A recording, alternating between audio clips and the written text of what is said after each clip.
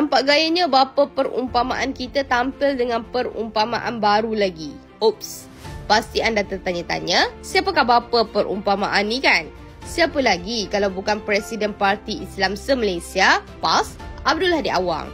Hadi Awang yang selalu berpuitis madah berhelah dalam coretan minda Presiden di laman media sosial rasminya itu, sekali lagi dilihat menampilkan perumpamaan terhadap pihak lawannya iaitu Kerajaan Madani hari ini. Menurut Hadi Awang, dia menyamakan hubungan dijalin Malaysia dengan Amerika Syarikat baru-baru ni seperti hubungan di antara anakonda dengan ular lidi. Menurut hantaran dibuat Hadi Awang tu, ular lidi merupakan ular paling kecil di negara ni dan tidak berbisa. Manakala anakonda amat berbahaya walaupun tanpa bisa serta mudah menelan mangsa.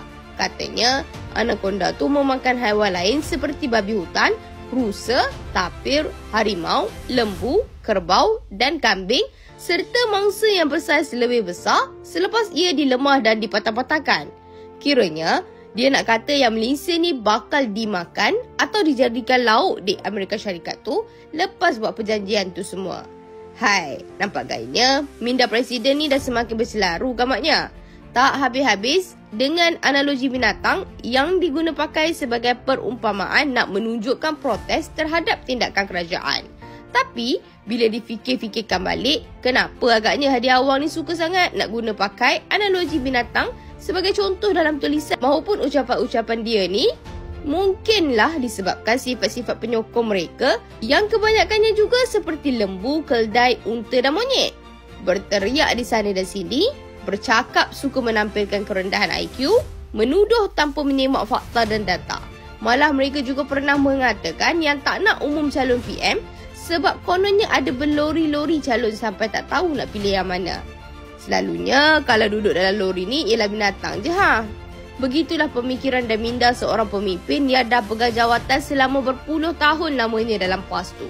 Langsung tak menampakkan kemajuan. Malah makin hari makin mundur lagi adalah.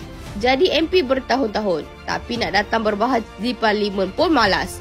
Mengondem itu dan ini nombor satu. Bahkan dikatakannya pula kehadiran dalam parlimen bukan seperti ke sekolah. Jadi dia pilih untuk mengular sama seperti perumpamaannya tu lah kan. Malah ahli PAS sendiri tak rasa nak angkat Hadi Awang sebagai PM mereka. Sebab mereka sendiri sedar yang Hadi Awang memang tak layak pun. Masa perintah 33 bulan pun sampai orang terpaksa lantik jawatan khas Duta Timur Tengah bertaraf menteri sebabnya nak jaga hati punya pasal. Namun satu kerja pun tak nampak jalan. Konon boleh tarik pelaburan, tapi sepanjang 33 bulan tu, satu pelabur Timur Tengah pun tak jengah Malaysia. Semuanya hampir belaka. Tak begitu? Fikir-fikirkan.